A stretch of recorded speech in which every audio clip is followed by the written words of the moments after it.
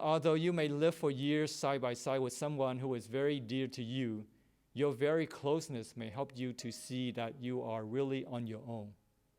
And this is really insightful in a sense that we think that we can rely on our money. We think that we can rely on other people. We think that we can rely on our loved ones. But in reality, we are on our own. One should have this insight in order to avoid emotional dependencies on other people, because that will lead likely to disappointment. Because things change, people change. And therefore, we should take responsibility for our own growth, our own spiritual development. This kind of insight can emerge from being aware and mindful when you are with another person. There can be warmth and companionship, but no amount of good friendship can alleviate the existential loneliness of conditioned existence, because that loneliness is inherent in our conditioned existence. If companionship does not help you to forget it, that isn't really a good thing. We should not expect from others more than they are able to give. That is delusion. If we think that they should give us empowerment, they should help us to eradicate our loneliness, that is delusion. 弘德,妄想.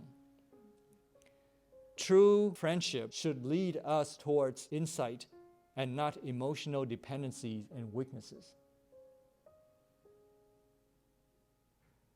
So if you are in a reasonably positive state of mind, such an insight will be exhilarating rather than depressing. In other words, detachment can be exhilarating rather than depressing when we are in our positive state of mind, because it leads to fearlessness and spiritual empowerment. Does it make sense?